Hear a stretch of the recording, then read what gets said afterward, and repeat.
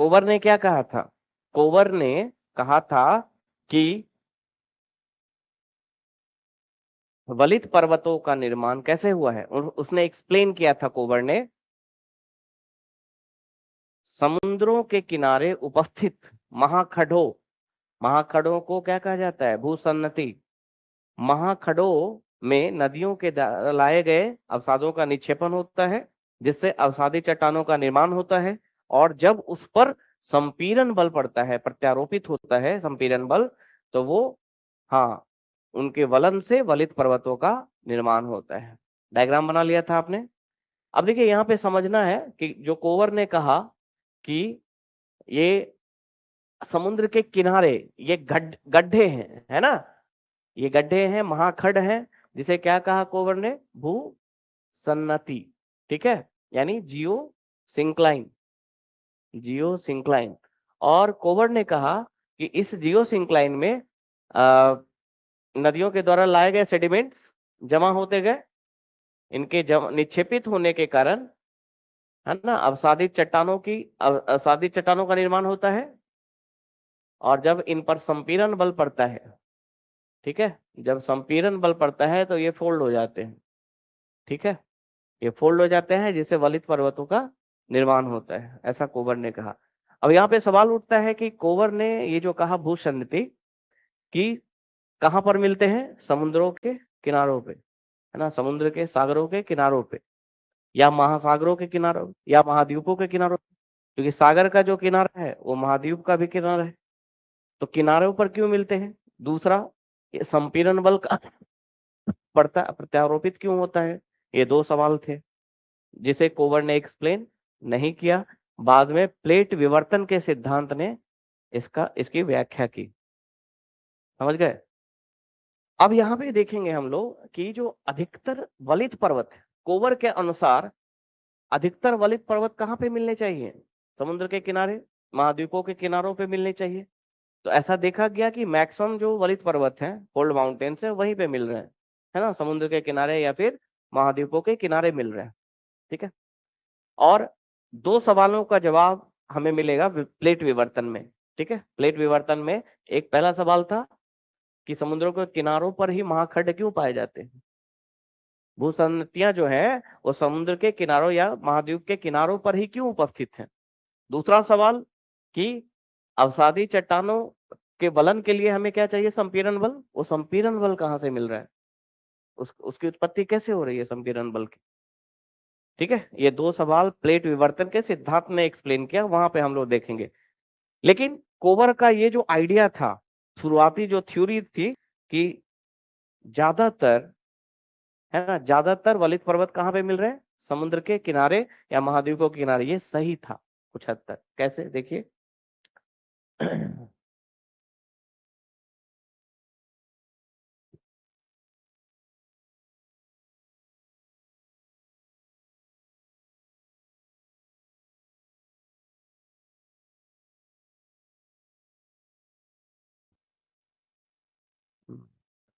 World,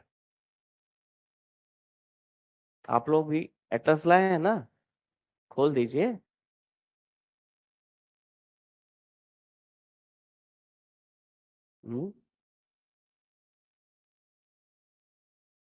हाँ, वो discuss करेंगे हम लोग at the end of class. पहले ये देख लेते हैं कि जो है फोल्ड माउंटेन है वो कहाँ कहाँ पे उपस्थित है। हाँ, क्या एटलस में कैसे? अलग अलग बताएंगे तो अलग अलग वहां जाकर उसको मार्क करना है। हाँ, मार्क करना होगा। हाँ,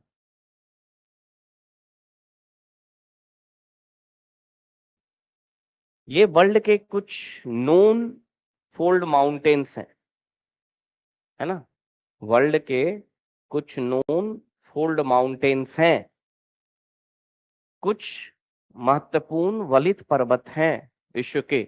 इनका सबसे पहले डिस्ट्रीब्यूशन देखते हैं, है ना। जैसे कि एंडीज है ना, एंडीज है, ये कहां पर है? दक्षिण अमेरिका। दक्षिण अमेरिका, और वो भी कहां पर? महाद्वीपों के किनारों पर, यानी प्रशांत महासागर के किनारे हुआ या फिर दक्षिण अमेरिका के किनारों पर। उसी तरह रॉकीज है, ये भी कहाँ है, महाद्वीपों के किनारों पर, है ना। क्यों उपस्थित है, अभी बताया, क्योंकि महासागरों के किनारों पर या महाद्वीपों के किनारों पर महाखंड उपस्थित है, ऐसा कोवर ने बताया था। लेकिन वो एक्सप्लेन किया था प्लेट विवर्तन के सिद्धांत ने। यहाँ भी देखिए, ये महाद्वीपों के किनारे, महासागरों के किनारे कौन सा माउंटेन है, एप्लेशियन, हिंदी में बोलते हैं अपलेशियन। अपलेशियन कहाँ पे है, अमेरिका और कनाडा, है ना, दोनों मिला के, यानी नॉर्थ अमेरिका में। रॉकीज भी north America, Andes south America, Atlas ये भी देखिए महाद्वीपों के किनारे अफ्रीका में, एल्प जो बताया था मैंने यूरोप में, कॉकस कॉकेसस कॉकेसस एशिया में। उसके बाद यूराल, ये यूराल पर्वत अलग करता है यूरोप और एशिया को, यूरोप और एशिया को सेपरेट करता है ना। रशिया में है ये, रूस में है। हिमालय भारत में, ये थोड़ा सा यहाँ पे मार्जिन नहीं है, लेकिन यहाँ भी पहले टेथिस सागर हुआ करता था। ऐसा माना जाता है कि हिमालय जहां पर अवस्थित है अभी, वहां पर क्या था, बहुत साल पहले टेथिस सागर, यानी वहां भी सागर का कॉन्सेप्ट है ना, वहां भी सागर है। अब ये सागरों के किनारे ही क्यों वलित पर्वतों का निर्माण हुआ, क्योंकि कोवर ने एक्सप्लेन किया इनिशियली कि महाखड्ड कहाँ पे उपस्थित थे, सागरों के किनारे या महाद्वीपों के किनारे। और उसी महाखड्ड जिसे भूसन्नति करते हैं, उसमें नदियां अपने अवसादों को निक्षेपित करती हैं, जिसके कारण अवसादी चट्टानों का निर्माण होता है और उस पर संपीड़न बल पड़ता है, तो उनका वलन होता है, जिससे वलित पर्वतों का निर्माण होता है। तो चूंकि महाखड्ड या भूसन्नति कहाँ पे उपस्थित है, महासागरों के किनारे या महाद्वीपों के किनारे, इसीलिए मुख्यतः लगभग सभी वलित पर्वतों का निर्माण कहाँ पे हुआ है, महासागरों या महाद्वीपों के किनारे हुआ है। कुछ ऐसे हैं, कुछ एक्सेप्शन है, जैसे यूराल है, लेकिन ठीक है कुछ एक्सेप्शन है इसमें, लेकिन अधिकतर वलित पर्वतों का निर्माण कहाँ पर हुआ है, कहाँ पे उपस्थित है, महासागरों या महाद्वीपों के किनारे है। क्योंकि कोवर ने इनिशियली बताया कि महाखंड कहाँ पे उपस्थित थे, वो सन्नतियां महासागरों के किनारे उपस्थित थे। क्यों थे, इसको एक्सप्लेन कोवर ने नहीं किया, इसको किसने किया, प्लेट विवर्तन के सिद्धांत ने, जो हम आगे पढ़ेंगे उसमें। ओके, सिंपल है। देखिए प्लेट विवर्तन हम लोग आगे डिटेल में पढ़ेंगे, लेकिन यहाँ पे थोड़ा समझ जाइए, जब भी महासागरीय प्लेट और महाद्वीपीय प्लेट का टकराव होता है, तो महासागरीय प्लेट नीचे चला जाता है। अब देखिए महासागरीय प्लेट अगर नीचे जाएगा तो यहाँ पे एक गड्ढा क्रिएट होगा, होगा ना, गैप क्रिएट होगा, है ना। और यही क्या बन जाए, अगर इसमें अगर एक तरफ महाद्वीपीय है, महाद्वीपीय प्लेट, और एक तरफ महासागरीय, महासागरीय प्लेट नीचे चला गया। अब महाद्वीप है, कॉन्टिनेंट है, तो यहाँ नदियां होंगी। अब नदियां अपने अवसाद लाकर यहाँ पे सागर में मिलने समय इस खड्डे में जमा करेंगी। और यही कारण है कि अधिकतर भूसन्नतियां कहाँ पाई जाती हैं, महासागरों के किनारे। क्यों, क्योंकि जब महासागरीय किनारे का मतलब है महासागरीय प्लेट और महाद्वीपीय प्लेट जहाँ पे जिनका उनका अभिसरण हो रहा हो, टकरा रही हो, और महासागरीय प्लेट नीचे चली जाएंगी। नीचे जाने के कारण एक भी आकार का गड्ढा बनेगा, गर्त जिसे कहते हैं। और जब महाद्वीपीय नदियां जब उसमें अवसाद जमा करेंगी, तो वही गर्त क्या बन जाएगा, भूसन्नति। समझ गए ना। तो प्लेट विवर्तन के सिद्धांत ने ये एक्सप्लेन कर दिया कि क्यों जो भूसन्नतियां हैं वो कहाँ पे पाई जा रही हैं, महासागरों के किनारे। और संपीड़न बल कहाँ से आया, ये दोनों प्लेट का अभिसरण होगा। अभिसरण मतलब एक दूसरे की तरफ जाएंगे, तो जाएंगे तो इस यहाँ पे अंदर जो चट्टान है, इस पे क्या पड़ेगा, संपीड़न बल पड़ेगा ना, है ना। ये जो भूसन्नति बना, यहाँ गड्ढा बना, इसमें जो अवसादी चट्टान है जमा, ये दोनों प्लेट एक दूसरे की तरफ जाएंगे, तो इस पे क्या पड़ेगा, संपीड़न बल, और उसी के कारण ये क्या हो जाएंगी, फोल्ड हो जाएंगे। तो कोवर का सिद्धांत पूरी तरह से सही नहीं था, कंप्लीट नहीं था अपने आप में, लेकिन शुरुआती दौर में उसने वलित पर्वतों के निर्माण की व्याख्या की, है ना। वलित पर्वतों के निर्माण के लिए जो अवधारणाएं हैं उसका बेस तैयार किया, उसका आधार तैयार किया, किसने, कोवर ने। एक्सप्लेन पूरी तरह से किसने किया, प्लेट विवर्तन के सिद्धांत। ओके, तो कौन कौन से वलित पर्वत हैं, ये सारे कुछ वलित पर्वत हैं, और भी है, मैं एग्जांपल अभी लिखवाऊंगा, कुछ और भी एग्जांपल इसमें है, तो लिखिए। लास्ट पॉइंट क्या लिखा था आपने? लास्ट पॉइंट क्या था उसमें? लिखिए, लास्ट पॉइंट लिखिए। हालांकि हालांकि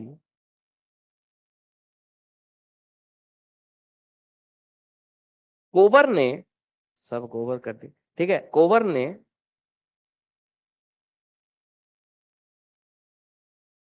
भूसन्नतियों के महासागरों के किनारे उपस्थित होने के कारणों की व्याख्या नहीं की। हालांकि कोबर ने भूसन्नतियों के भूसन्नतियों के महासागरों के किनारे उपस्थित होने के कारणों की व्याख्या नहीं की।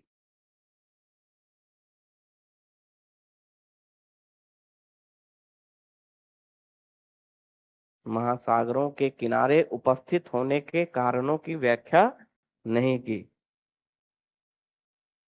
Presence of geosynchron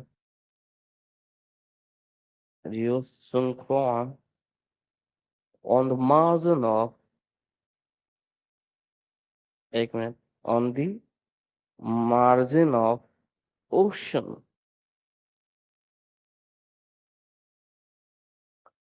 बंद किया होगा किसी ने, एक भी एसी नहीं चालू है।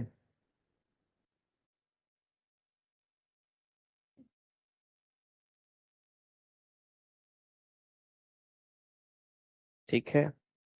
While his theory described a person through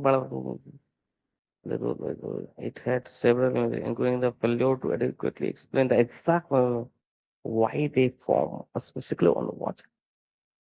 okay, तो ये था क्रिटिकल एनालिसिस, इसका मतलब आलोचनात्मक विश्लेषण, है ना, कि कोबर ने, देखिए उसके कंक्लूजन में ऐसे लिखते हैं कि कोबर ने एक आधार दिया, बलित पर्वतों के निर्माण की प्रक्रिया को की व्याख्या करने का एक आधार प्रदान किया, बट पूरी तरह से उसे एक्सप्लेन नहीं कर पाया, क्योंकि कोबर ने, है ना, भूसन्नतियों के सागरों के किनारे उपस्थित होने के कारणों की सटीक व्याख्या नहीं की।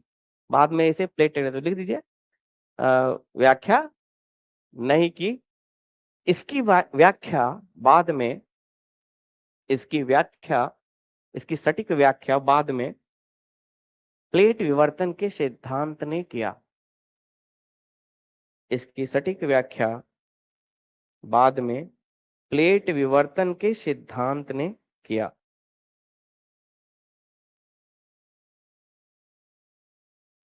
प्लेट विवर्तन के सिद्धांत ने किया। इतना कोई पढ़ाएगा इतना डीप में, ऐसे एक्सप्लेन करके, कनेक्ट करके? तब आप लोग कहीं और जा रहे थे। अच्छा सोचे थे ना, ईमानदारी से?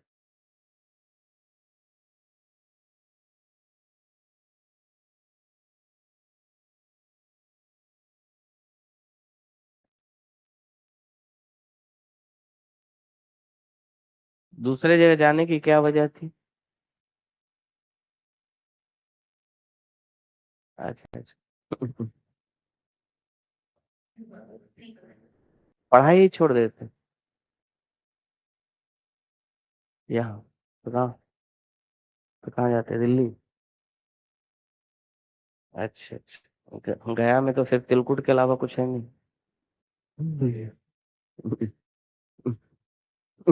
हाँ, राम का तिलकुट वही गली में ऐसे घूमते हैं। इस साइड है राम, नहीं इस साइड है, बाएं साइड, स्टेशन से जाते। हाँ, जीआई टैग मिला हुआ है। क्या होता है जीआई टैग?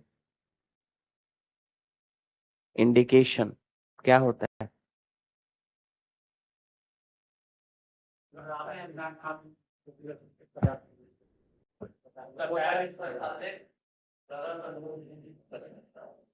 मतलब जगह का यूज नहीं कर सकता तो फिर बनाएगा किसको? एक एक एक करके, हाँ।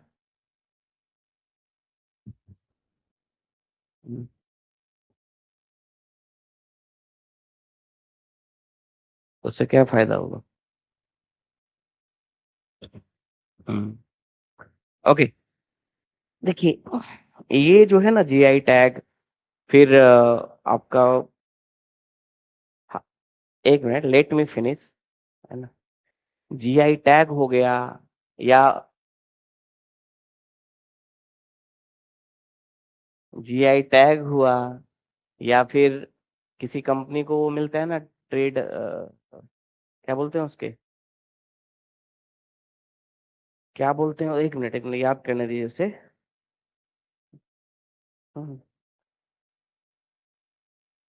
ट्रेड, क्या बोलते हैं उसको, किसी trademark, GI tag, trademark, copyright, ये क्या है पता है?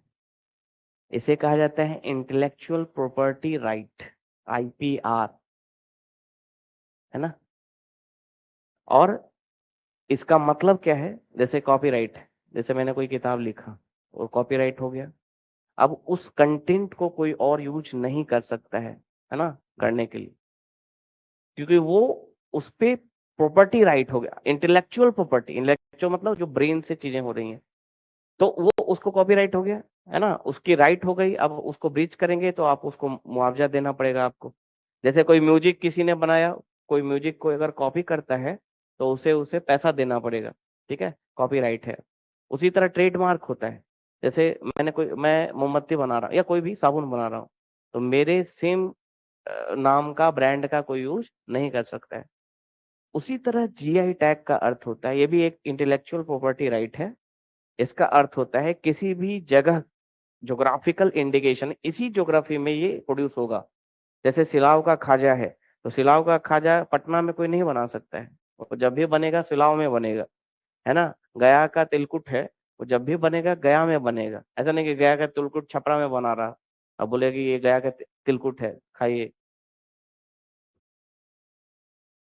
तो वहां से लाया होगा, उसको बनाकर प्रोड्यूस नहीं कर सकते हैं, बेच सकते हैं, सेल कर सकते हैं, बट प्रोड्यूस कहाँ पे होगा, वहीं पे।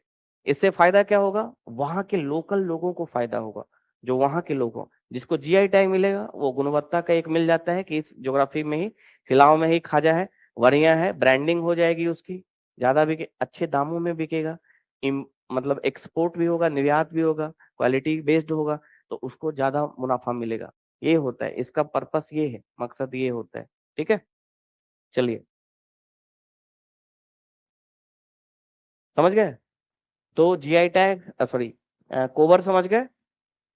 अब यहाँ पे लिखिए, आ, वलित पर्वतों, वलित पर्वतों को उनके निर्माण की अवधि के आधार पर 3 वर्गों में वर्गीकृत किया जा सकता है। निर्माण की अवधि, कब निर्माण हुआ उनका, अवधि, अवधि के आधार पर 3 वर्गों में वर्गीकृत किया जा सकता है। अवधि के आधार पर 3 वर्गों में वर्गीकृत किया जा सकता है। फर्स्ट, हिंदी में उसे क्या कहेंगे, मतलब क्या उसको कहते हैं, ओल्ड फोल्ड, जैसे यंग फोल्ड माउंटेन होता है, फिर ओल्ड फोल्ड माउंटेन होता है, एक होता है वेरी ओल्ड। तो हाँ, अति पुराने, अति, अत्यंत प्राचीन। पहला, अत्यंत प्राचीन वलित पर्वत है, अत्यंत प्राचीन वलित पर्वत। दूसरा, प्राचीन वलित पर्वत। और तीसरा, नवीन वलित पर्वत। हाँ? प्राचीन, अत्यंत प्राचीन के बाद प्राचीन, और उसके बाद नवीन। कोई एग्जाम्पल याद है आपको? हाँ, नवीन वलित पर्वतों का एग्जाम्पल याद है? हिमालय है, रॉकी है, एंडीज है। मैक्सिमम वलित पर्वत अभी आज के डेट में जो वलित पर्वत है वो अधिकतर नवीन वलित पर्वत के उदाहरण है। प्राचीन वलित पर्वतों का उदाहरण याद है? प्राचीन, हमारे यहाँ भी है भारत में, अरावली है। अत्यंत प्राचीन का नाम पता है? भारत में नहीं है अत्यंत प्राचीन। अत्यंत प्राचीन वलित पर्वत भारत में नहीं है, लेकिन वर्ल्ड में है, अमेरिका में है। नहीं, अफ्रीका में नहीं, अमेरिका में है। बताइए, लिखिए, अब इसमें लिखिए, अरे लिखिए इसमें। सबसे पहले हेडिंग दीजिए, अत्यंत प्राचीन वलित पर्वत। अत्यंत प्राचीन वलित पर्वत। तो निर्माण की अवधि के आधार पे बोल रहे हैं, तो कब कब हुआ निर्माण, अवधि चाहिए ना। क्लासिफिकेशन किस आधार पर कर रहे हैं, हमेशा देखिए, ध्यान रखिए, जब भी क्लासिफिकेशन करें तो उसका आधार आपको पता होना चाहिए। तो अभी क्या आधार है, वलित पर्वत हो गया, निर्माण की अवधि। तो लिखिए, अत्यंत प्राचीन, अत्यंत प्राचीन वलित पर्वतों को प्री कैम्ब्रियन वलित पर्वत भी कहते हैं। Precambrian, Precambrian, sorry, Cambrian, Precambrian वलित पर्वत भी कहते हैं। क्यों कहते हैं, क्योंकि इनका निर्माण प्री कैम्ब्रियन काल में हुआ। लिखिए, प्री कैम्ब्रियन वलित पर्वत भी कहते हैं, इनका निर्माण, इनका निर्माण आज से 500 मिलियन वर्ष से भी अधिक समय पहले हुआ है। इनका निर्माण आज से 500 मिलियन वर्ष से भी अधिक समय पहले हुआ है।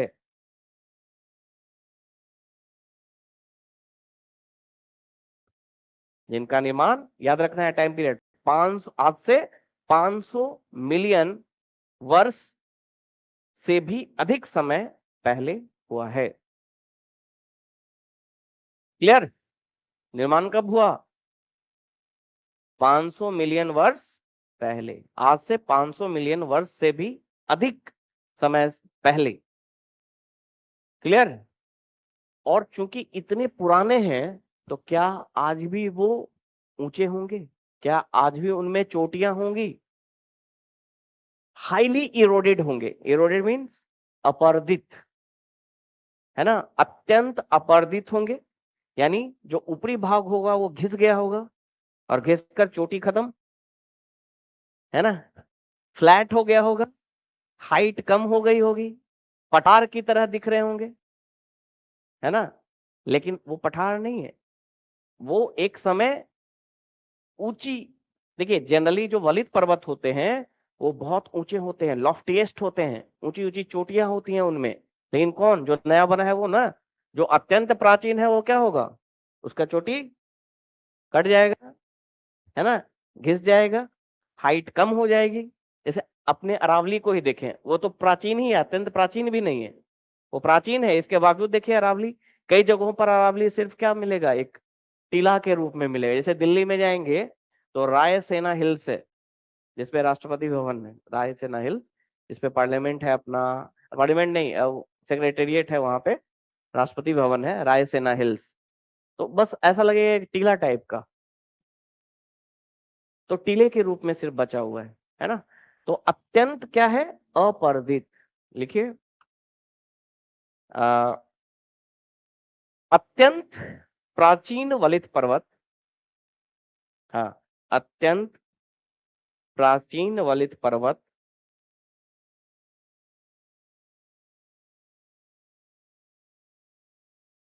का अत्यधिक अपरदन हुआ है, जिसके कारण आज के समय में अत्यंत अधिक, सॉरी क्या लिखे, अत्यधिक अपरदन हुआ है, जिसके कारण आज के समय,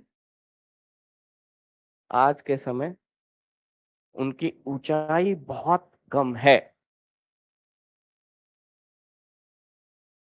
ऊंचाई बहुत कम है। उदाहरण, उदाहरण में ज्यादा नहीं है, एक दो है।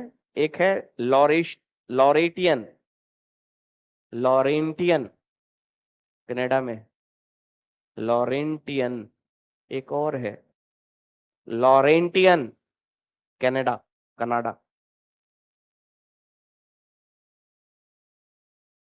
ठीक है। और है एक नाम मैं भूल गया हूँ, देखना पड़ेगा क्या था। वेरी ओल्ड, हाँ वही हुआ, very old old mountains. Canada लिख लिया इसका लोकेशन। अब इसको दिमाग में रखना है लोकेशन को, ठीक है। Mount very old fold mountains,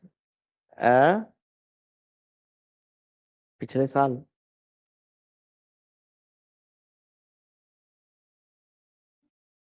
नहीं, एटलस में मुश्किल है मिलेगा।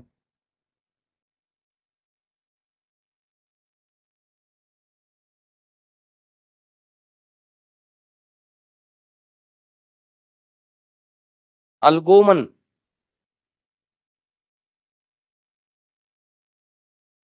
अल्गोमन, अल्गोमन माउंटेन, ये भी कनाडा में है। नहीं हटेंगे। कैलेडोनियन भी पैसिफिक्स, कैमरा में रहने दें। कैलेडोनियन का चेक करना पड़ेगा टाइम पीरियड। हम्म, अल्गोमन भी कनाडा में। 400 से 500। लोरेस्टिया बाल्टिका,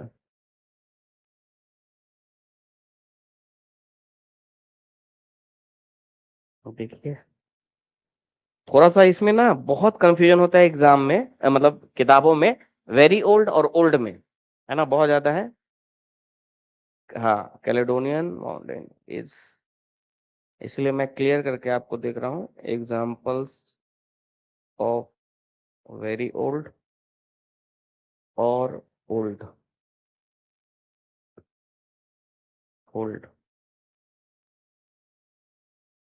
मेरे हिसाब से कैलेडोनियन जो है ओल्ड है, क्योंकि 490 से 390 के बीच है। ठीक है, तो 500 से तो इधर ही हो गया, 500 से पहले जो होंगे ना वो वेरी ओल्ड में आएंगे। ठीक है, वेरी गुड। हो गया। नेक्स्ट लिखिए, प्राचीन वलित पर्वत, प्राचीन वलित पर्वत, प्राचीन वलित पर्वत। इसमें लिखें आ, प्राचीन वलित पर्वत, पर्वतों का निर्माण, प्राचीन वलित पर्वतों का निर्माण, लेटर, लेटर, पूर्व तृतीय काल में हुआ है। पूर्व, अच्छा ठीक है, उसको दूसरे तरह से दिखवाते हैं। पूर्व तृतीय का मतलब तृतीय काल यानी टर्शियरी पीरियड से पहले, तो पूर्व तृतीय काल ही बोलेंगे ना, पूर्व टर्शियरी पीरियड लिख सकते हैं। पूर्व टर्शियरी काल में हुआ है, टर्शियरी काल से पहले, अर्थात इनका निर्माण हुआ है, पूर्व तो लिख ही लिए ना, काल में हुआ है, अतः इनका निर्माण आज से 66, क्योंकि 66 मिलियन वर्ष से स्टार्ट हो गया था टर्शरी, यानी उससे पहले, आज से 66 मिलियन वर्ष,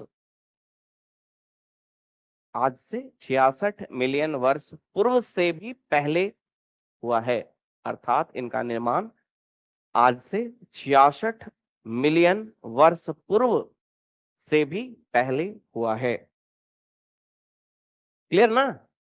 टर्शियरी पीरियड स्टार्ट होता है 66 मिलियन, जिसमें यंग फोल्ड माउंटेन बना है तृतीय काल में, उससे पहले जो बने यानी 66 मिलियन वर्ष से भी पहले जो बने वो किस में आएंगे? प्राचीन। लिखिए, क्या लिख रहे थे?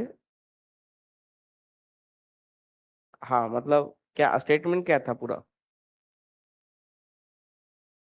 आज से 66 मिलियन वर्ष पहले हुआ है। ये वलित पर्वत भी अत्यधिक अपर्दित हैं, ये वलित पर्वत भी अत्यधिक अपर्दित हैं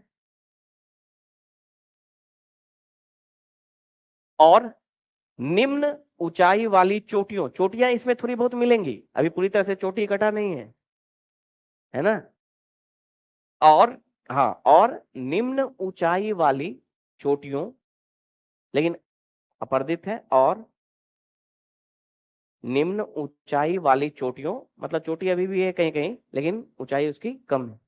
निम्न ऊंचाई वाली चोटियों या गोल पहाड़ियों के रूप में दिखाई देते हैं। अभी पूरी तरह से फ्लैट नहीं हुआ है, अभी भी थोड़ा गोल है ना, गोल गोल पहाड़ियों के रूप में दिखाई, पहाड़ी है तो यानी इसका मतलब क्या, हाइट कम हो गई होगी। गोल पहाड़ियों के रूप में दिखाई देते हैं। उदाहरण में इसमें बहुत सारे उदाहरण है, लिखिए। सबसे पहले तो भारत में अरावली पर्वत, भारत में अरावली पर्वत, रूस में यूराल पर्वत, रूस में यूराल पर्वत। अच्छा, एक जगह कंफ्यूजन है कि अभी एक क्या एग्जाम्पल दिए थे।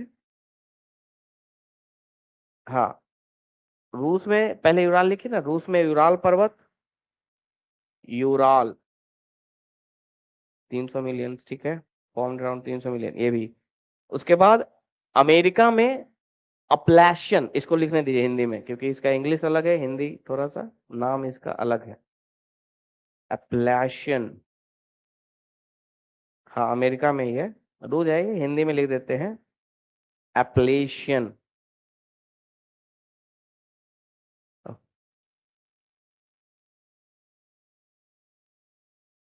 अपलेशियन, हाँ, इंग्लिश में ये है इसका, लेकिन हिंदी में ऐसे पढ़ा जाता है इसको, एप्लेशियन।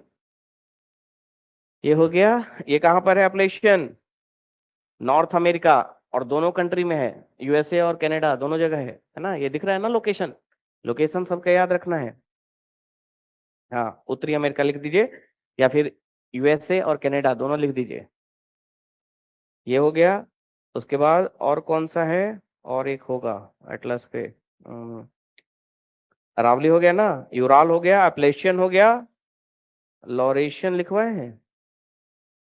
नहीं, तो लिखिए लॉरेशियन, लॉरेशियन। ये कहाँ है? ये कनाडा में है, लॉरेशियन, लॉरेशियन पर्वत, ये भी प्राचीन वलित पर्वत के उदाहरण है, लॉरेशियन। लॉरेशियन कनाडा, कनाडा,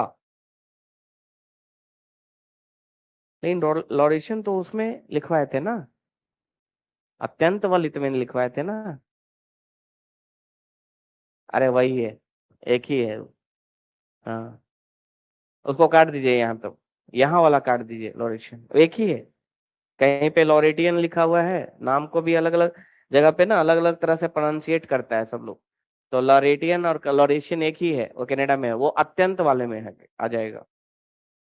हाँ, एक और अभी एग्जाम्पल था, बताए थे, जो बोले थे कि उसमें आता है। नहीं नहीं, वो तो लिखवा दिया, एप्लेशियन तो लिखवा दिए, कैलेडोनियन, कैलेडोनियन, यही लिखो, यही बता रहे थे ना, नाम भूल गए। हाँ, कैलेडोनियन लिखिए, कैलेडोनियन। हाँ, वही लोकेशन देखना है अभी, लोकेशन एग्जैक्ट कहाँ पे है इसका, वो भी लिखवाएंगे, अभी रुक जाइए। कैलेडोनियन माउंटेन, फॉर्म्ड 490 से 390, तो ये भी तो उसी में आ जाएगा ना, अत्यंत प्राचीन, सॉरी प्राचीन वाले में, ठीक है। ये कहाँ पे है? स्कॉटलैंड में है। एक मिनट रुकिए, and remnants in the Appalachian, Scottish Highland, location exact location, थोड़ा इसमें कंफ्यूजन है, क्योंकि कई सारी कंट्री को टच करता है ये, यूरोप में ही है, इतना कंफर्म है लोकेशन। एक देश में नहीं है, नॉर्दर्न यूनाइटेड किंगडम, वही स्कॉटलैंड, नॉर्दर्न आइलैंड दोनों जगह, और नॉर्वे और स्वीडन, ये 4 जगह है, लिखे। हाँ यूके लिख सकते हैं, यूके। हाँ तो उसको अलग से लिखे, नॉर्वे स्वीडन को वहां भी टच करता है ये, कैलेडोनियन के बारे में, कहाँ पे लोकेटेड है। यूके हो गया, यूके में स्कॉटलैंड और नॉर्दर्न आइलैंड, और साथ ही साथ नॉर्वे और स्वीडन भी।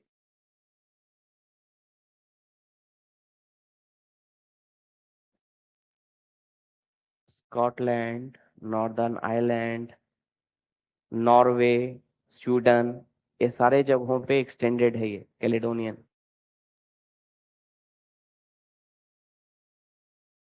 लिखा है ना कैलेडोनियन, प्राचीन वलित पर्वत के उदाहरण में आ जाएगा। क्लियर। एक कॉकेसस भी है, कॉकेसस, लेकिन इसमें भी इसका पीरियड चेक करना पड़ेगा, बहुत कंफ्यूजन है इसमें यंग और ओल्ड में। कॉकेसस जो यहाँ पे है, नहीं नहीं नवीन में नहीं है, कॉकेसस, कॉकेकस नहीं, कॉकेसस।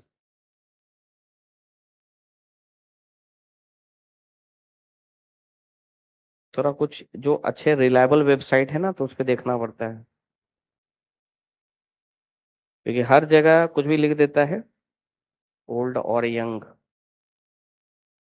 और सारे रिलायबल वेबसाइट इंग्लिश में, मतलब इंग्लिश में कंटेंट देते हैं। ये यंग फॉल माउंटेन दे रहा है जो मेरा रिलायबल वेबसाइट, छोड़ दीजिए इसको,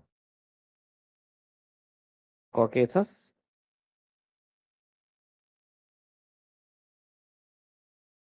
काकेसस बोलते हैं इसको, युवा वलित पर्वत है, तो छोड़ दीजिए इसको, ये यंग फॉल माउंटेन है। तब हेडिंग दे दीजिए,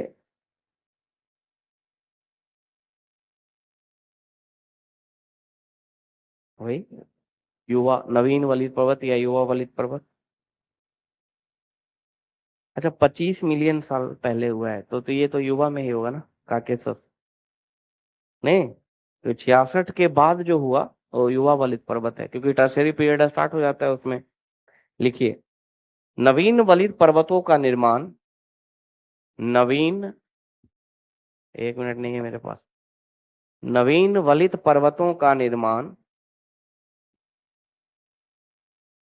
निर्माण टर्शियरी काल में हुआ है, ब्रैकेट में लिख सकते हैं, है ना, टर्शियरी। हाँ, जो, ऐसे लिख सकते हैं, टर्शियरी काल में हुआ है, ब्रैकेट में लिख सकते हैं, जो आज से 66 मिलियन वर्ष पूर्व शुरू हुआ, जो आज से 66 मिलियन वर्ष पूर्व शुरू हुआ। टर्शरी काल कब शुरू हुआ? आज से 66 मिलियन वर्ष पूर्व। गर्मी क्यों लग रही है? What is the basic reason, है ना, ऑफ फीलिंग हॉट?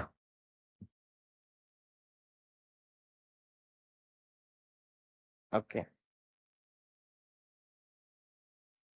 हो गया ना? लिखिए, नवीन वलित पर्वत, नवीन वलित पर्वत दुनिया के,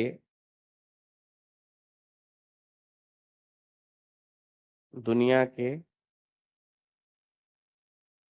young fold mountains, young fold mountains are loftiest, loftiest, दुनिया के क्या है, सबसे ऊंचे, सबसे ऊंचे पर्वत चोटियां धारण करते हैं, पर्वत चोटियां धारण करते हैं।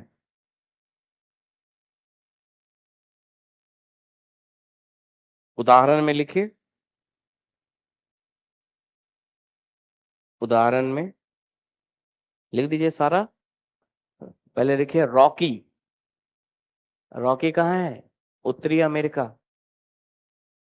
रॉकी उत्तरी अमेरिका। एंडीज। एंडी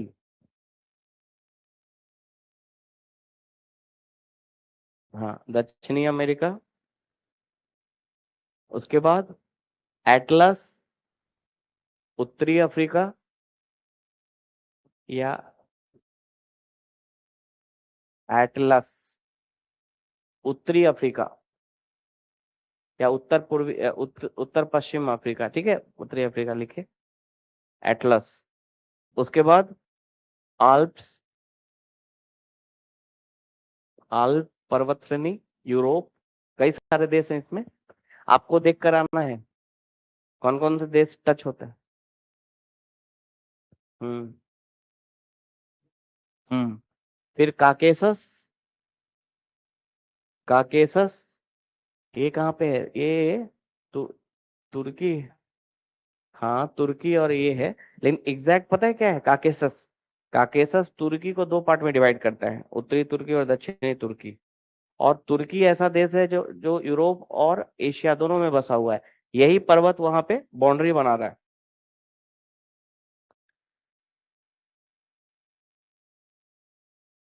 हाँ रूस है, तुर्की है, एक और इधर का देश है उज्बेकिस्तान या क्या नाम है। लोकेशन इसका मेन है ना कि बहुत सारे कंट्री में है ना, इसलिए लोकेशन में तो नहीं नहीं नहीं। अरे तो इंटरसेक्शन है, वो बाउंड्री है यूरोप, ये कॉकेसस भी बाउंड्री बना रहा है, एशिया और यूरोप का बाउंड्री है। और किस देश में लोकेटेड है? ये है they span across the southern Russia, Georgia, Armenia, Azerbaijan. आप सीधे लिख दीजिए वहां पे यूरोप और एशिया, हाँ की सीमा बनाता है। यूरोप और एशिया की सीमा बनाता है। हम्म लिख लीजिए रसिया भी टच होता है, लिखिए रूस, जॉर्जिया, अजेरबाईजान, आर्मेनिया और तुर्की। तुर्की और ईरान भी। रूस, रूस, जॉर्जिया, अजेरबाईजान, बैजान, अजेरबैजान। हम भाईजान से याद, हाँ अजेरबैजान। नहीं सुने हैं नाम? अजर, ठीक है। अजरबैजान ये सब लोकेट करके आना है कंट्री को। अजरबैजान, जॉर्जिया, आर्मेनिया, आर्मेनिया, हाँ आर्मेनिया, तुर्की और ईरान।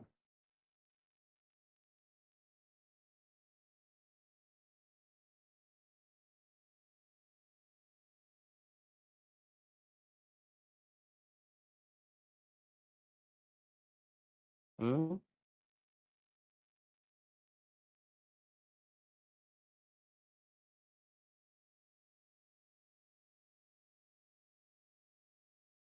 ठीक।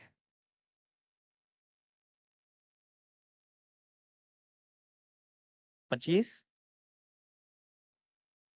हाँ इसका निर्माण 25 बहुत इंपॉर्टेंट है, अभी तक पूछा नहीं है। काकेसस, इसको थोड़ा सा डिटेल में जाके देख के आना है कहाँ पे है ना, लोकेशन कंट्री ये सब। हाँ क्योंकि अभी देखिए वेस्ट एशिया, मिडिल ईस्ट जो है वो न्यूज में है, वेस्ट एशिया न्यूज में है ना, पश्चिमी एशिया। ईरान का युद्ध चल रहा है, ईरान और उसका। तो इसलिए ये काकेसस बहुत इंपॉर्टेंट, क्योंकि यूरोप और एशिया को अलग कर रहा है और इतनी सारी कंट्रीज से होकर गुजर रहा है। तो काकेस माउंटेन बहुत इंपॉर्टेंट हो गया एग्जाम पॉइंट ऑफ व्यू से। तुर्की के बीच से पास होता है ये, और तुर्की का आधा भाग यूरोप में पड़ता है और आधा भाग एशिया में पड़ता है। क्लियर ना? डेली बेसिस पे मैप करेंगे तो एक दिन नहीं कि एक दिन सर पढ़ा दीजिए मैप। अरे मैप पढ़ाने की चीज है, मैप देखने की चीज है, ऑब्जर्व करना है कि हाँ जो भी चीजें आ रही हैं उसको जाकर देखना है कहाँ पे है। अब रॉकीज देख रहे हैं, कौन कौन सी कंट्री से पास हो रहा है। मैक्सिको तक, मैक्सिको में भी पास होता होगा, मुझे जानता है, हाँ मैक्सिको तक। इधर कनाडा से, कनाडा यूएस और मैक्सिको इधर हो गया सारे। हाँ कई सारे देश हैं, देखना है आपको किस किस देश से होकर गुजर रहा है। पेरू है ना, चिली है, ये सब देशों से। हाँ ये सब देखिए जाके कि साउथ अमेरिका में कौन कौन से देश है, एंडीज कहाँ से पास हो रहा है, ये एक क्यूरियोसिटी डेवलप होना चाहिए। मैप क्यूरियोसिटी से अच्छा होता है। कोई मैप कोई ये नहीं है कि रट लिए। डेली बेसिस पे कोई आ रहा है, प्लेस न्यूज में है, उसको जाकर देखा, उसका लोकेशन देखे, उसके आसपास क्या है, कौन सा जल डमरू मध्य है, स्ट्रेट है। अरे एक ही रट लिए हैं, स्टेट ऑफ हॉर्मुज, सब जगह वही होगा। स्टेट ऑफ हॉर्मुज भी यहाँ पे कौन सा स्टेट, स्टेट ऑफ गिब्राल्टर कहाँ है, जिब्राल्टर कहाँ है, इसको कहा जाता है अफ्रीका के ऊपर, इसको कहा जाता है गेटवे टू मेडिटेरियन सी, भूमध्य सागर का गेट है ये इससे इंटर करते हैं भूमध्य सागर। तो ये सब लोकेशन न्यूज में आ रहा है, कहीं से आ रहा है, उसको देखें।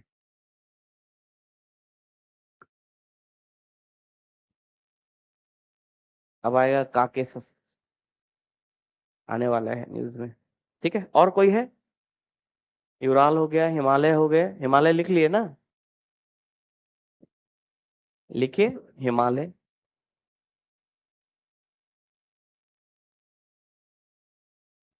हिमालय भारत में, एशिया में कहाँ है, भारत में ही है।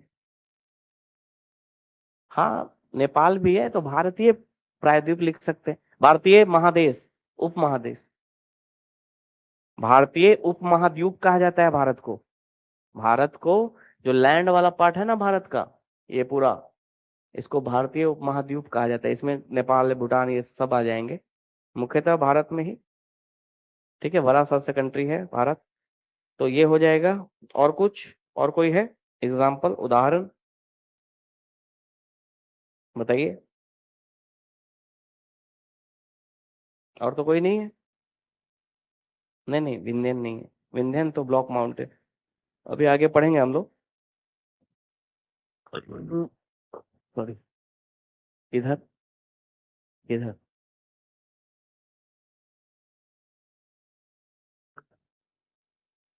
पता है ये सब क्यों, एक मिनट, ये सब,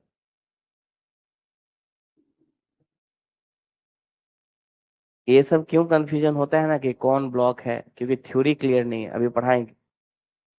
नीचे पेन प्रायद्वीप में थोड़ी बन सकता है ना।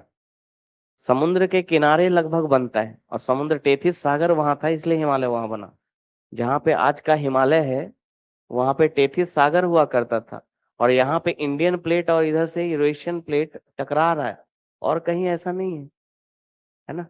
तो ये चीजें हैं, ये कॉन्सेप्ट यहाँ पे क्लियर। अच्छा, प्लेट टेक्टोनिक के बाद सब क्लियर हो जाएगा कि कहाँ पे वलित पर्वत मिलेंगे या कहाँ पे नहीं मिलेंगे।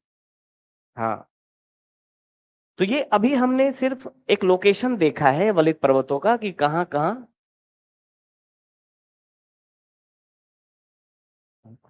ठीक है, क्लियर। अब आगे हेडिंग, भ्रंशन या वलित पर्वतों से संबंधित कुछ, रुकिए, रुक जाइए अभी, सोच रहे हैं एकदम डिटेल में पढ़ा जाए कि नहीं। हम्म,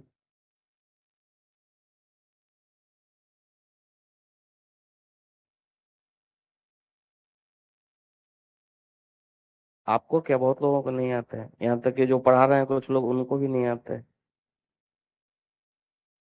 आपको कहाँ से आएगा? अच्छे अच्छे को नहीं आता है।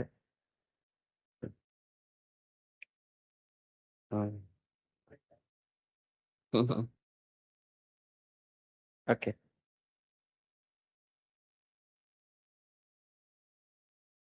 ठीक है। हाँ, कुछ विशेषताएं लिख लेते हैं ना।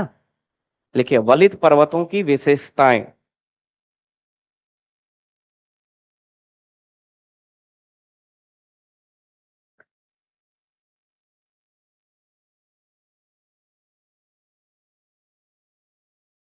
वलित पर्वतों की विशेषताएं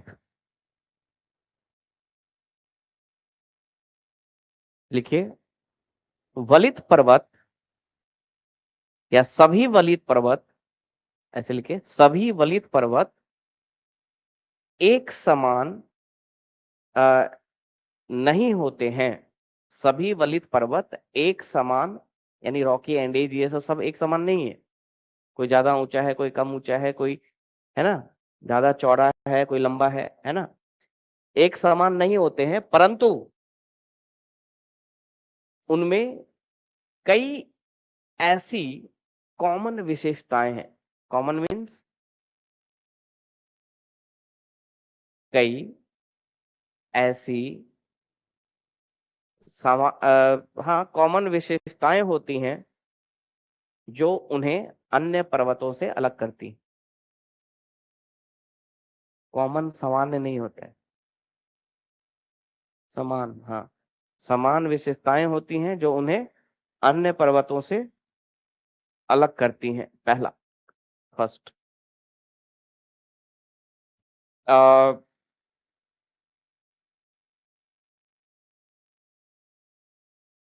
वलित पर्वत, वलित पर्वतों की उत्पत्ति से यह दृष्टिगोचर होता है कि पर्वतों की उत्पत्ति से यह दृष्टिगोचर होता है कि, मतलब ये प्रतीत होता है, दृष्टिगोचर होता है कि ये विश्व की उच्चतम इनमें विश्व की उच्चतम चोटियां पाई जाती हैं तथा उच्चतम चोटियां पाई जाती हैं तथा ये भूतल के नवीनतम पर्वत हैं। भूतल के नवीनतम मतलब यंग, खासकर यंग फुल माउंटेन तो और सबसे यंग है ही, नवीनतम पर्वत हैं।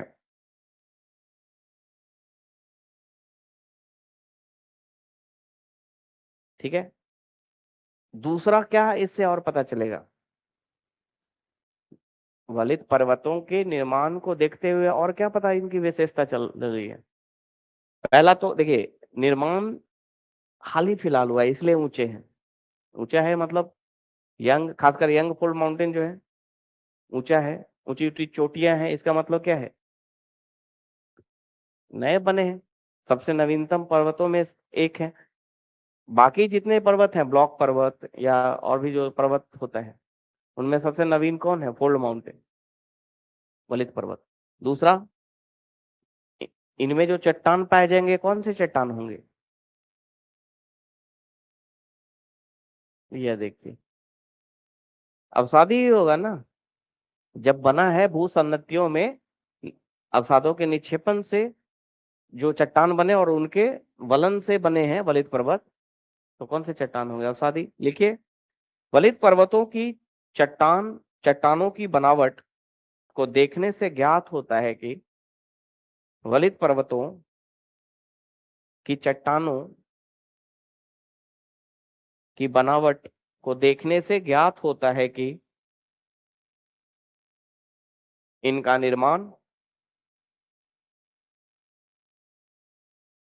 अवसादी चट्टानों में दबाव पड़ने से मोर पड़ने के कारण हुआ है। इनका निर्माण अवसादी चट्टानों में दबाव पड़ने से मोर पड़ने के कारण हुआ है, लहरदार मोर।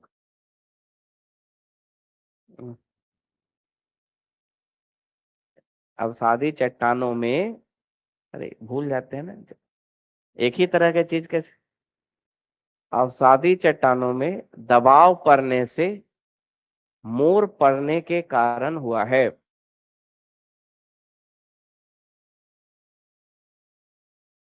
ठीक है,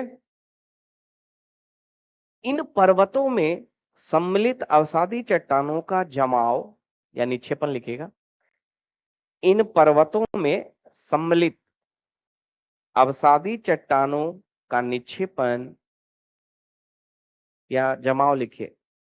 जमाव, अवसादी चट्टानों का जमाव मतलब शैलीकरण हो गया, ठोस हो गया। कैसे बना जमाव? नदियों के द्वारा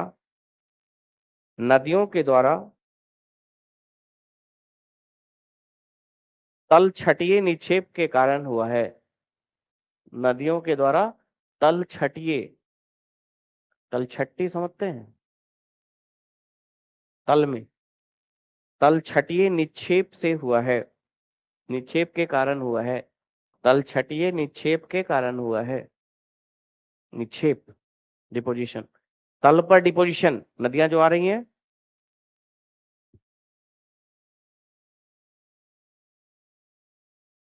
चलिए कम कर दीजिए। कम कितना है?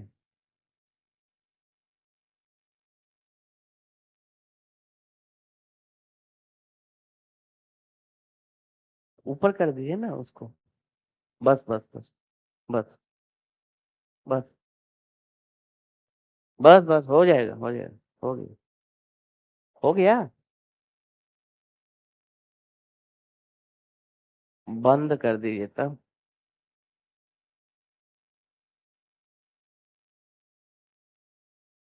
कितना है टेम्परेचर? इनवैलिड।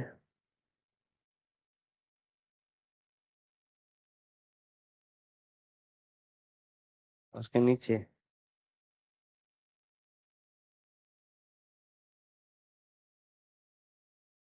रीसेट का बटन कौन दबा के छोड़ दिए है? ऊपर ही नहीं आ रहा है वो।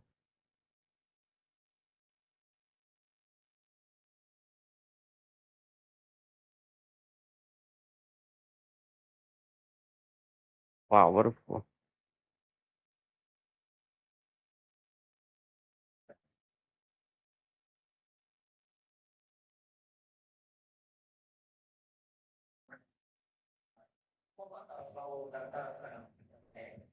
Fan speed, fan speed.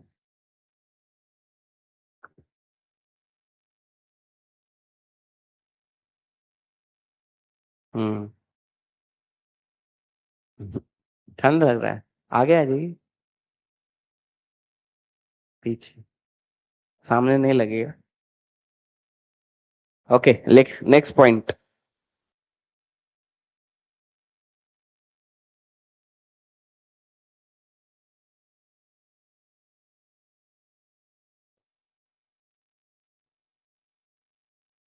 आगे लिखिए। देखिए, वलित वलित पर्वतों में पाई जाने वाली चट्टानें जलज हैं। जलज मतलब नदियों के द्वारा लाए गए हैं ना। पर्वतों में, वलित पर्वतों में पाई जाने वाली चट्टानें जलज हैं। जलज, जलज,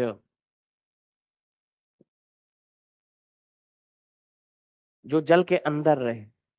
तो इनका निर्माण के समय कैसे बना होगा? जल के अंदर ही। हाँ, जलज हैं। अर्थात अर्थात इनका निक्षेप जलीय भागों में हुआ था।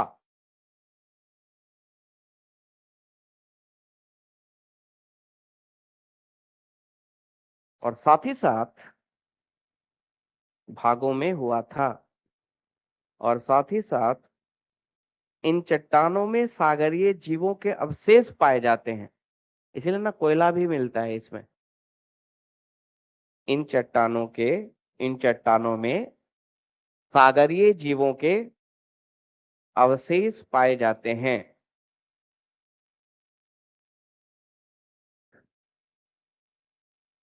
ठीक है, अवशेष पाए जाते हैं। ये भी प्रमाण करता है क्या कि इनका निर्माण कहाँ हुआ था? जल के नीचे हुआ था, है?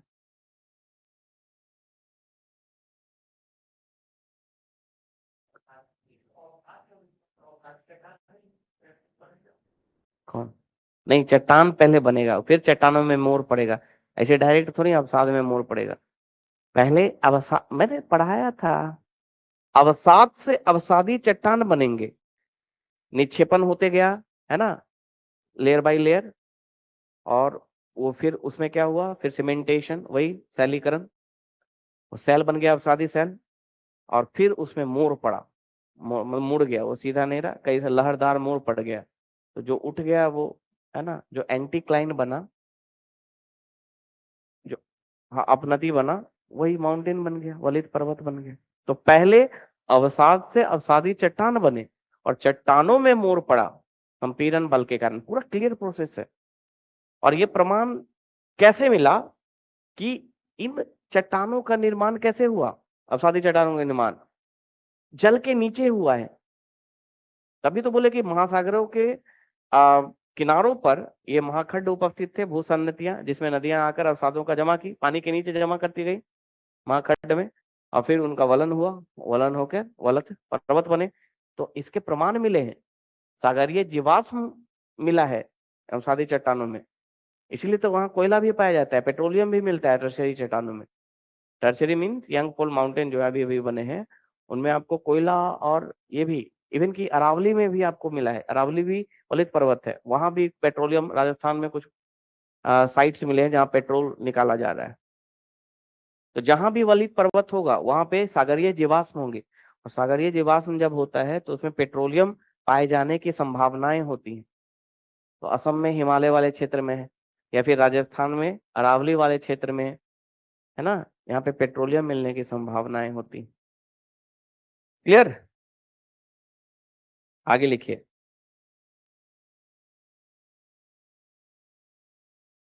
वलित पर्वत मुख्य रूप से चाप के आकार में पाए जाते हैं, ये इंपॉर्टेंट पॉइंट है। चाप, चाप मीन्स आर्क, मुख्य रूप से चाप के आकार में पाए जाते हैं, RAARCH, आर्क। चाप क्या होता है, एक एक सिरा अवतल होगा, दूसरा उत्तल होगा।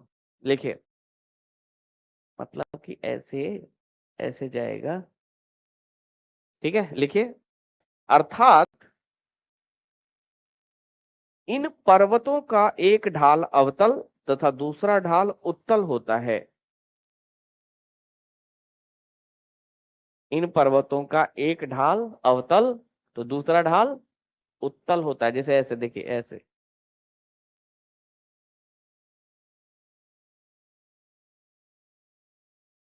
नहीं, एक ढाल अवतल तो दूसरा ढाल उत्तल, ऐसे मिलेंगे, एक ढाल उत्तल तो दूसरा ढाल अवतल। ठीक है, ये याद रखना है, ये ध्यान रखना है। उत्तल होता है, एक ये हो गया तलवार के रूप में,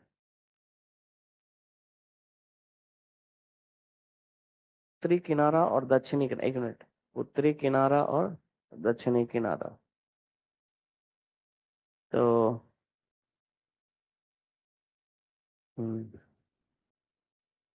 लिखिए, उदाहरण के लिए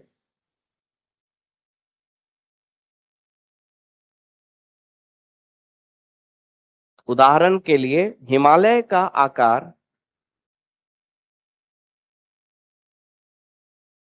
तलवार के रूप में है, वही आर्क, वही हुआ तलवार, मुड़ा हुआ तलवार के रूप में है, हाँ, जिसका उत्तरी किनारा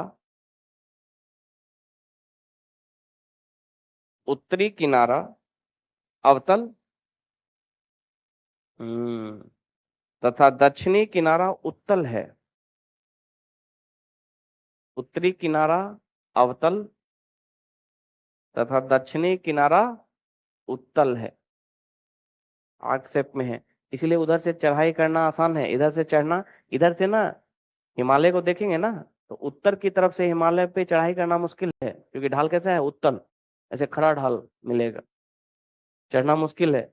और उस साइड से अवतल है, और एक और कारण है, देखिए कितना कॉन्सेप्चुअल चीज है कि हिमालय में अधिक दो चीजें हैं। एक तो हिमालय को देखेंगे, उत्तर की तरफ से ढाल किधर है, कैसा है, उत्तल, उत्तर की तरफ से,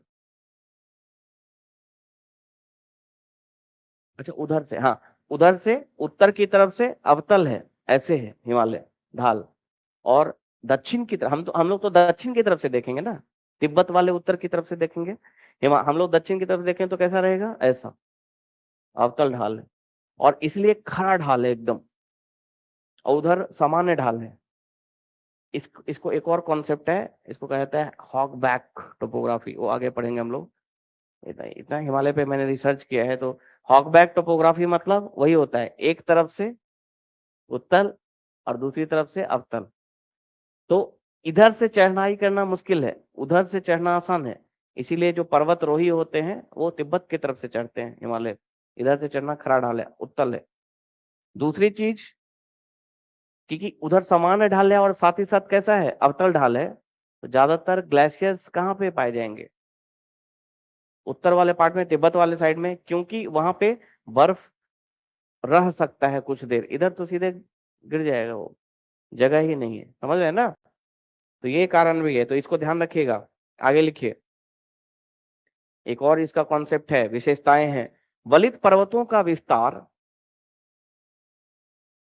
लंबाई में अत्यधिक, हॉक बैक टोपोग्राफी, ठीक है, वलित पर्वतों का विस्तार लंबाई में अधिक, अत्यधिक, परंतु चौड़ाई में बहुत कम होता है। मतलब वलित पर्वत बहुत कम चौड़े होते हैं, लंबा खूह होता है, लंबाई में अत्यधिक परंतु चौड़ाई में बहुत कम होता है। उदाहरण के लिए उत्तरी अमेरिका तथा दक्षिणी अमेरिका में रॉकी तथा एंडीज का विस्तार,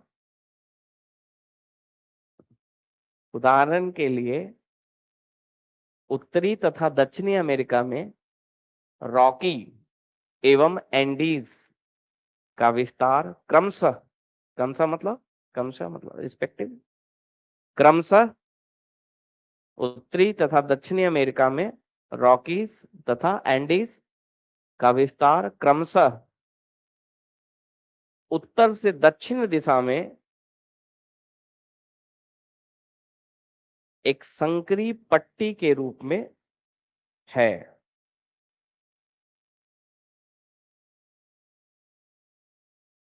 संकीर्ण पट्टी के रूप में है, संकरी भी बोलते हैं उसे, नैरो को संकरी भी बोलते हैं, संकीर्ण को। अब सविंदर सिंह की किताब में लिखा है, यानी गलत हो ही नहीं सकता है, संकरी भी हो सकता है, संकीर्ण भी हो सकता है, संकरी लिखे कोई इशू नहीं है। संकरी पट्टी, क्या लिखे, संकरी पट्टी के रूप में है, क्या होता है, के रूप में है। उसी तरह हिमालय का विस्तार, देखिए रॉकी, और ये देखिए उत्तर से दक्षिण, संकीर्ण पट्टी मतलब इसकी चौड़ाई कम है, लंबाई अधिक। हिमालय का विस्तार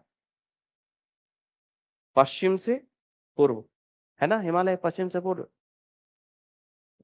बहुत लोगों को दिशा भ्रम होता है, दिशा ही नहीं पता चलता। हिमालय का विस्तार किधर से किधर है, भारत में पश्चिम से पूर्व, पश्चिम से पूर्व दिशा में 2400 किलोमीटर की लंबाई,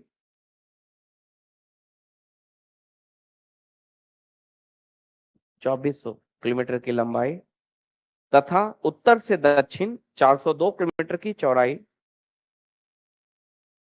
में है, में पाया जाता है। उत्तर से दक्षिण 402 किलोमीटर की चौड़ाई में पाया जाता है, मतलब चौड़ाई कम दिखा रहा है यहाँ पे, लंबाई अधिक दिखा रहा है। ये फीचर्स है किसका, वलित पर्वतों का। क्या कारण हो सकता है ऐसा,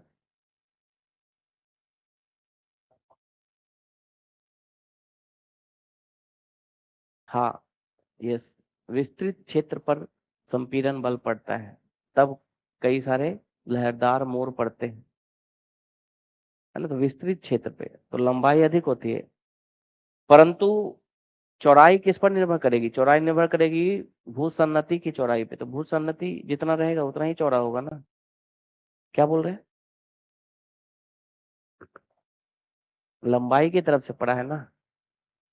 बड़े क्षेत्र पे अवसादी चट्टान थे, उस पे ऐसे प्रेशर पड़ा, वो मुड़ गया। तो जितना अवसादी चट्टान की लंबाई थी, हाँ, तो अवसादी चट्टान की लंबाई अधिक थी, यानी विस्तृत क्षेत्र पर संपीड़न बल, हाँ, प्रत्यारोपित हुआ। विस्तृत विस्तृत क्षेत्र पे पड़ा तो लंबाई उतना एक्सटेंड हो गया, है ना, मुड़ गया। ठीक है, तो लंबाई हमेशा इनकी अधिक होगी। और एक दो लिखा लेते हैं, खत्म हो गया। लिखिए आगे एक पॉइंट और।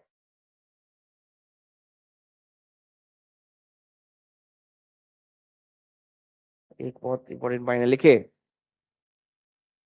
अपरदन की शक्तियों के कार्यरत होने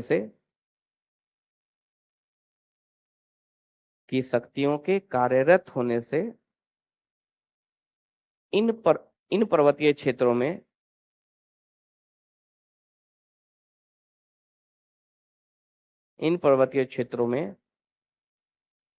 उच्चावच में युतिक्रम विलोम विलोम हो जाता है, या विलोम हो जाता है, विलोम। अब हाँ, उच्चावच में विलोम हो जाता है। इन पर्वतीय क्षेत्रों में उच्चावच में, अरे, विलोम हो जाता है। इस स्टेटमेंट का क्या मतलब है? ये सिर्फ वैज्ञानिक ही समझ सकता है। बोले ना, सविंदर सिंह की लाइंस, हाँ, उच्चावच में विलोम हो जाता है। सिंपल भाषा में उल्टा हो जाता है। उच्चावच मीन्स क्या? हाइट और स्लोप, उसका उल्टा हो जाना। उल्टा हो जाना मीन्स नेगेटिव में हाइट मीन्स घाटी। सिंपल भाषा में इसी को कहेंगे कि घाटियों का निर्माण होता है, गहरी घाटियों का निर्माण होता है, जैसे गॉर्ज और कैनियंस, ये आकार की घाटियां। तो सिंपल नहीं बोलते हैं रविंदर सिंह। हाँ, तो सब लोग,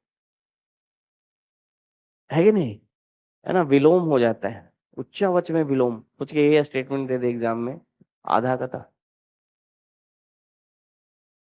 पहले तो उच्चावच नहीं समझ में आएगा, जो बेसिक जिसका क्लियर नहीं, उच्चावच है क्या, मतलब विलोम शब्द। हाँ, अरे उच्चावच का विलोम मीन्स अपोजिट। उच्चावच, उच्चावच मतलब हाइट हो जिसकी, और उसका विलोम उल्टा हो जाए, इन डेप्थ हो जाए, गहरा। तो गहरी घाटियां बनती है सिंपल भाषा में, है ना। गहरी घाटियां बनती है, क्यों गहरी घाटी बनती है? क्योंकि जो अपरदन की शक्तियां हैं वो कार्यरत है। क्यों कार्यरत है? क्यों? क्योंकि हाइट है, स्लोप है, ढाल है, इसलिए। युवा अवस्था में है वलित पर्वत जनरली, तो ढाल अभी भी बचा हुआ है, ढाल है। अपरदन की शक्तियां कार्यरत है, अपरदन के बल या शक्तियां कार्यरत हैं, और उसके कारण उच्चावच का विलोम हो जाता है, यानी गहरी घाटियों का निर्माण हो जाता है। लिख सकते हैं, अर्थात गहरी घाटियों का निर्माण होता है, अर्थात गहरी घाटियों का निर्माण होता है। जैसे गॉर्ज, वही भी, गॉर्ज लिख लीजिए, गॉर्ज या केनियन, ये दोनों भी आकार की घाटियां हैं, दोनों में थोड़ा अंतर है। केनियन थोड़ा चौड़ा होता है और गॉर्ज थोड़ा नैरो होता है। दोनों भी आकार की घाटियां, देखिए ये गॉर्ज हुआ, ये देखिए, ये गॉर्ज हुआ और ये कैनियन हुआ, समझ है ना। दोनों बस चौड़ाई का अंतर होता है, कैनियन थोड़ा चौड़ा होगा, है ना, और गॉर्ज संकीर्ण होगा, खरा दीवाल होगा उसका। भी दोनों भी आकार के ही हैं, लेकिन दोनों में ये बेसिक अंतर है, और दोनों, ओके, इतना काफी है वलित पर्वत। अब नेक्स्ट हेडिंग